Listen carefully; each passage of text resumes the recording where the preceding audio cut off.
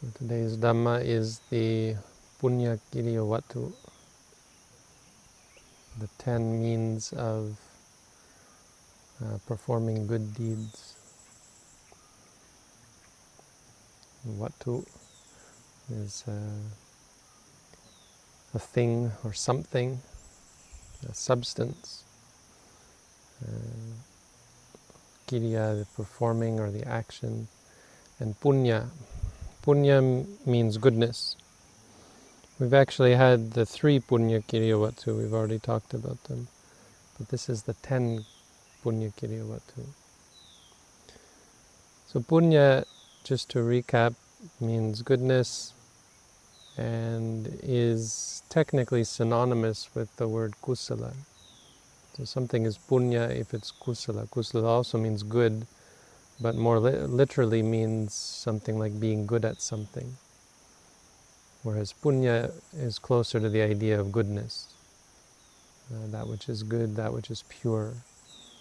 Literally means something like that which purifies the mind.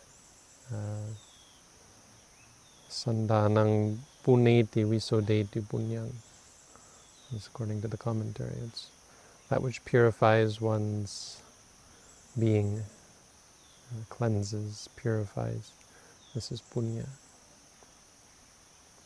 But it's used in a bit of a different way from kusala. Kusala is usually used to refer to the quality of one's actions. If something is kusala, it is free from akusala. So killing is a kusala, but abstaining from killing, the decision or the recoiling away from unwholesomeness, that's kusala, or the mind that is pure from any unwholesome intentions or qualities, that's kusala. Punya, on the other hand, is used usually to refer to active deeds of goodness. So this is the vattu part. Vattu is something of substance, something that you actually do, not just the quality of mind, though technically that's what's important, obviously. That's what makes it pure. That's what makes it good, is the quality of the mind. But these are the means by which we cultivate this purity. And so this is a really good list for practical purposes, something that in daily life, in worldly life, and as a Buddhist meditator in a meditation center, that we should always keep in mind as those things that we perform in order to help us to purify our minds. So the first 3 are the same as the 3 Puññakiriyavatthu, dana, sila, bhavana.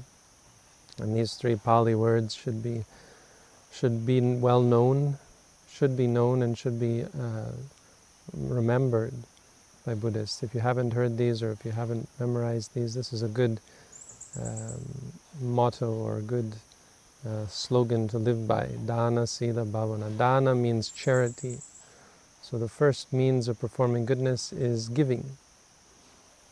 Giving gifts to others, giving charity to the poor, any kind of material gift or spiritual gift, any kind of giving.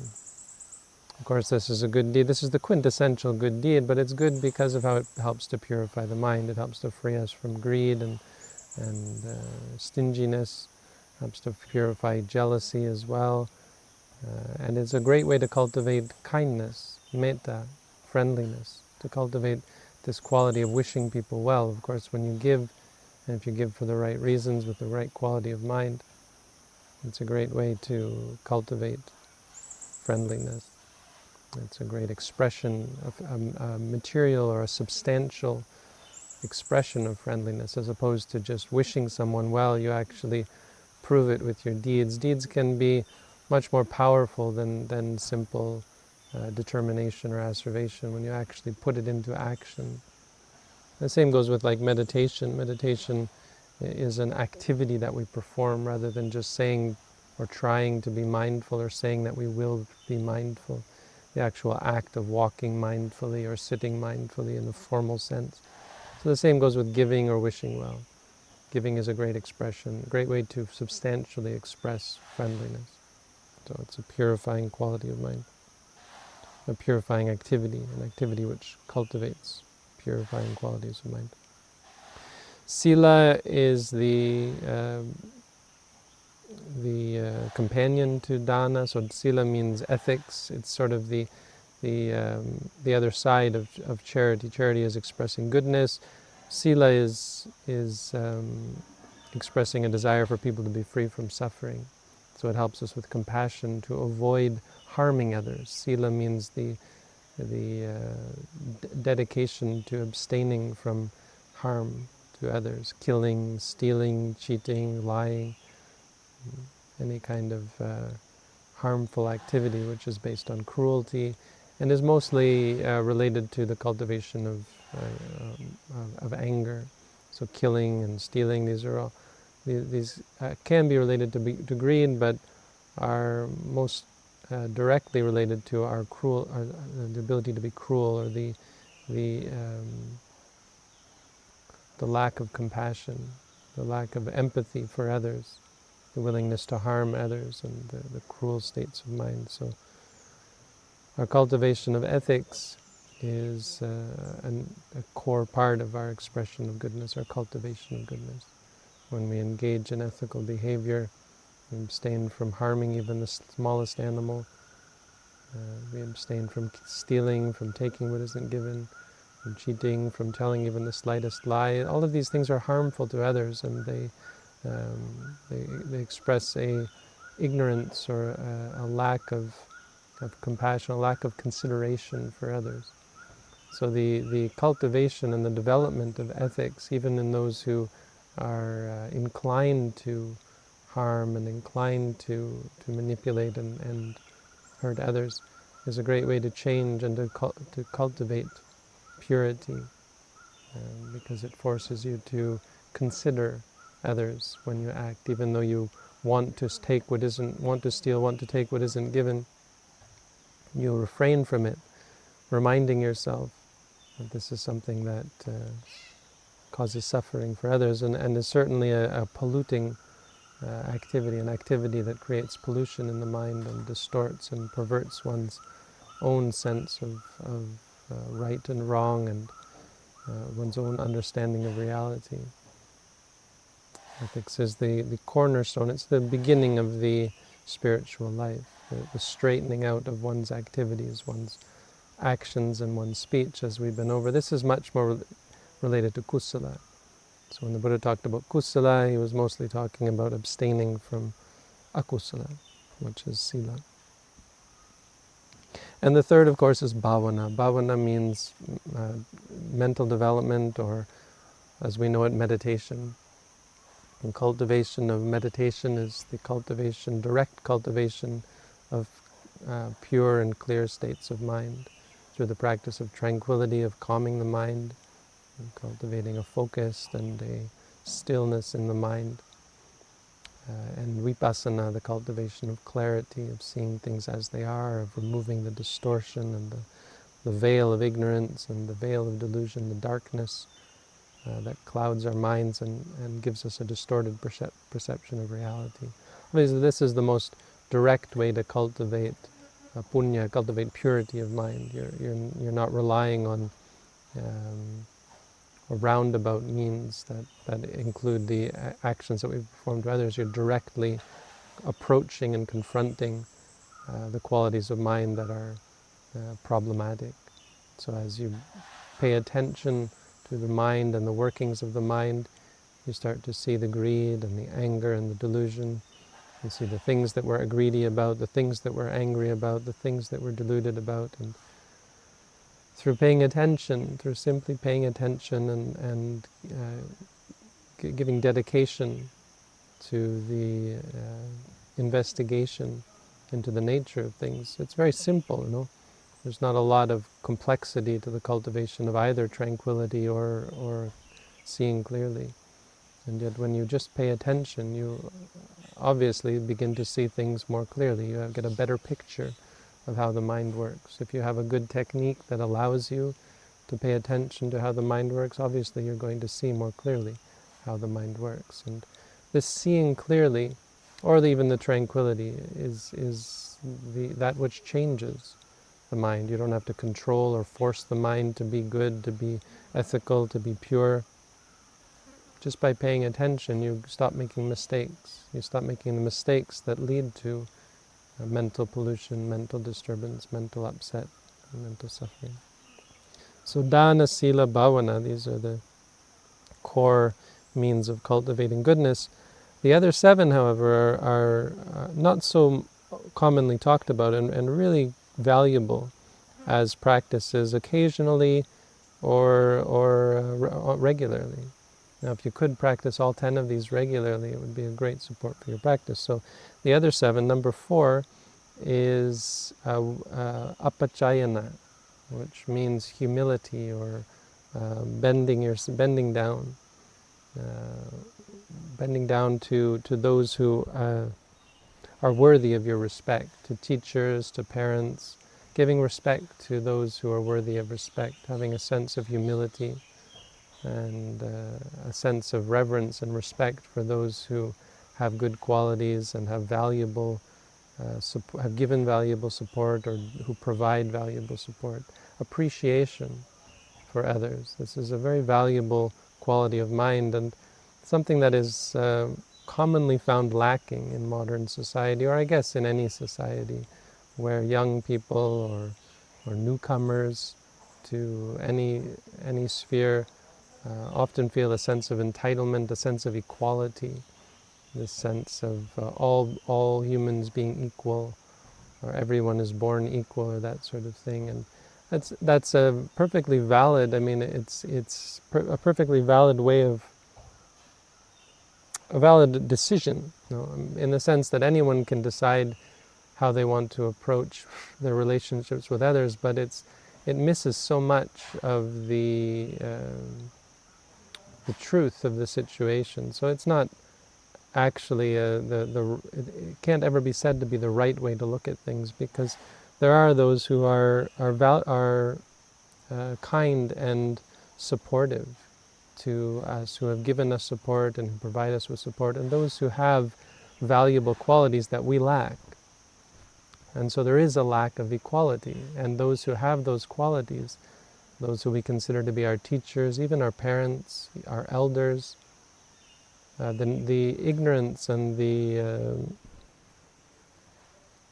lack of appreciation for those qualities, it's wrong, and it's a cultivation of unwholesome mind states.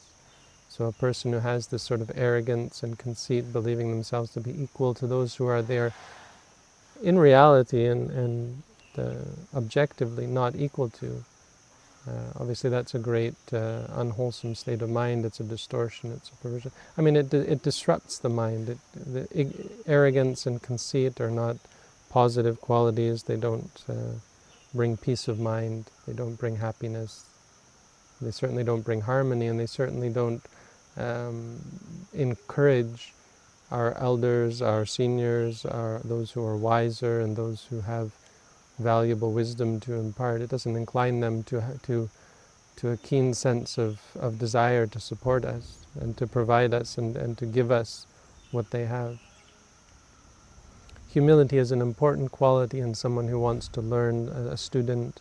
It's an important quality in a child towards their parents and towards their elders. In general, I mean, obviously there are extenuating circumstances in all situations, and you don't have to respect those who are not worthy of respect, but to ignore those who are worthy, the respect deserved by those who are worthy of respect, is a real corruption and perversion of mind. I mean, it's a sign of a mind that is impure, a mind that has conceit and arrogance and an inflated sense of worth. So being careful about appreciating the good qualities of others, and it's not about comparing yourselves as being better or worse, but appreciating and respecting and being humble towards others is obviously a wholesome quality of mind. Number 5 is vayavacha, which means helping others. So vayavacha is distinct from giving to someone. It means helping someone to do good deeds. So when you give, when you do volunteer work, at any charity or that sort of thing. You're not giving materially, you're giving your time. Volunteering at a monastery or a meditation center, helping other people to meditate is of course one of the best ways of this form of goodness. Obviously this is something which brings one closer to the good causes that one is supporting. Helping other people to come to meditate, helping out at a meditation center to support the running of the meditation center, those who work in a bureaucratic capacity, those who, like in our organization, those who sit on the board and make decisions and run the day-to-day affairs of the business, our treasurer, secretary, and our volunteers, and all the people who do the good deeds of making sure that the organization runs smoothly. Those who work here at the monastery locally, any kind of help or support that we provide to other people. Obviously, as a meditator, we're mostly concerned with our own practice, but still, in all cases, in all instances of our life, we can think of ways by which we can help those around us. Now, in the meditation center, we encourage the meditators to do some cleaning, some organizing, helping out after meals. This kind of thing may seem trivial, but is an important part, obviously, of maintaining the smooth running of an organization, and a great way to do a good deed, something that we should do with a sense of the goodness inherent in it. Number 6 is patidana. Patidana means giving a portion. Giving a portion of the goodness that we perform. So every time we perform goodness, to dedicate it to others. The dedication of our good deeds to others. And it might seem that when you dedicate your goodness to others that you're giving it away and you're losing something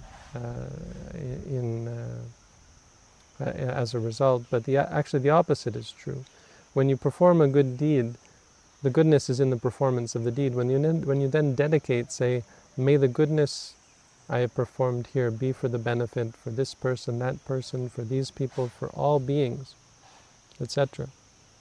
However you phrase it, is a second performance of goodness, because it's at that moment a generosity, a giving, sort of a kindness, a gift that you give to others. It's a well wish. It's an instance of friendliness, an instance of kindness, wishing other people well, and it's an extremely powerful form, because first of all, when you perform a truly good deed with a pure heart, with pure intentions, your mind becomes strong, your mind becomes confident, becomes very pure. And so the next moment of dedicating that goodness to others is incredibly powerful. I mean, the purity of it, the sincerity of it is quite powerful. So in terms of the cultivation of metta, the cultivation of friendliness and kindness, there's nothing better than doing it after performing a good deed and dedicating the goodness that you've cultivated and dedicating that deed to others. So as meditators, we often do this. After practicing a round of meditation, we might take a moment or two to wish for our family and friends and loved ones and our enemies, and even for all beings in the monastery around us, in the country around us, in the world around us. May they all benefit from this good deed. This is something that is very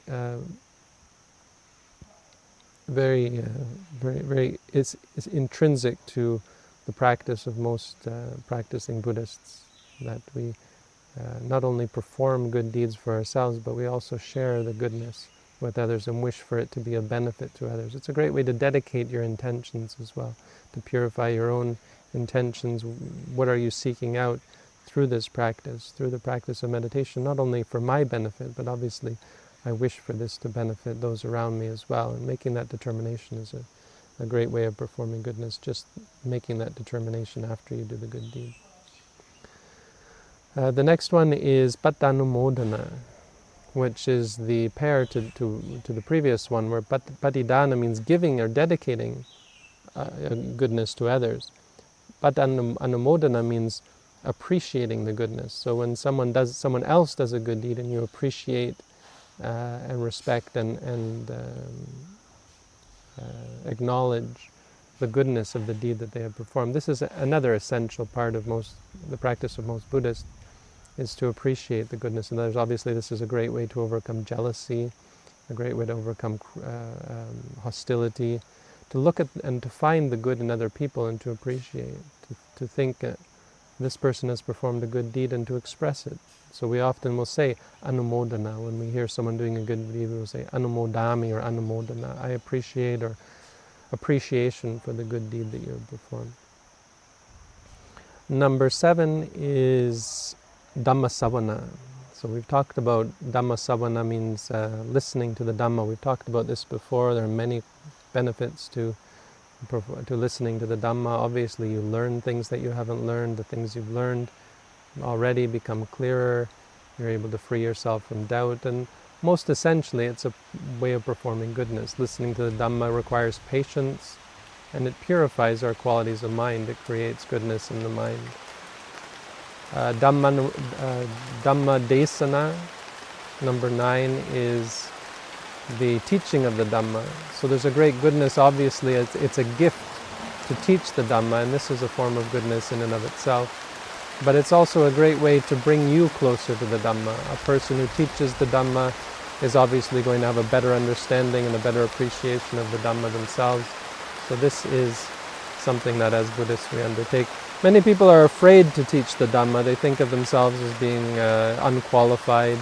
But any performance of sharing the Dhamma with others, any moment of expressing the Dhamma that you have learned, even in abbreviated form, this is what I have learned, this is what the Buddha taught, is such a valuable and priceless gift that you can give to others. It's a great way to support your own practice. Obviously, it brings you closer to the Dhamma, reminds you of the Dhamma, and keeps you inclined towards the practice of the Dhamma as well. Every time you teach the Dhamma, you're also expressing it for yourself to hear. You're part of the audience, as it were. And so hearing the Dhamma that you yourself are teaching can be a great way to practice the Dhamma. Listening to the Dhamma and teaching the Dhamma, though, in and of itself, as a experience, it can be very valuable, because listening to the Dhamma, again, you have to be patient. Teaching the Dhamma, you also have to have a clear mind. If your mind becomes distracted or is polluted or so on, if you're not mindful during the time that you're teaching, it can be very difficult to get your point across and to have a clear expression of the Dhamma. And it helps you to see the defilements that are in the mind as you're teaching. If you're nervous about teaching, or if you're if your mind is not focused, is not clear and intent on the activity of teaching. And the final form of cultivating goodness, again, this is a common running theme. This is Dittujukamma, which means the straightening of one's views. And we've seen this in many of the recent lists relating to the purification of wrong view. So the Dittujukamma, the action that straightens one's view. The Buddha said this is the pinnacle or the final of the forms of cultivating goodness. And so you can think of this as sort of the essence of right practice of all the other forms of goodness, because it's certainly possible to practice any of the others without any real goodness in one's mind, but through the purification of one's view, through the straightening of one's perception of things, all of these deeds can be performed or will be performed with a greater sense of purity. So it's not, this is why the Buddha didn't give a specific action. He just said action which involves the straightening or the straight mind, or the straight view, the straightening of the view or the straight view. So obviously there are specific actions that you can take to purify your view. Study is one way of purifying your view, at least intellectually. If you listen to the Dhamma, if you hear the Dhamma or study the Dhamma in any capacity, this is a great way to at least begin to change your perspective on the world as you start to learn about the Four Noble Truths and learn about the nature of reality and where suffering comes from, not from external sources, but from our own attachment and desire and need for things to be in a certain way or that sort of thing. But more valuably and more directly, the actions of goodness that we perform are the means of straightening our view and should be seen as the straightening of our view. So when we give, why are we giving? With what intention are we giving? Are we giving out of pride, out of a sense of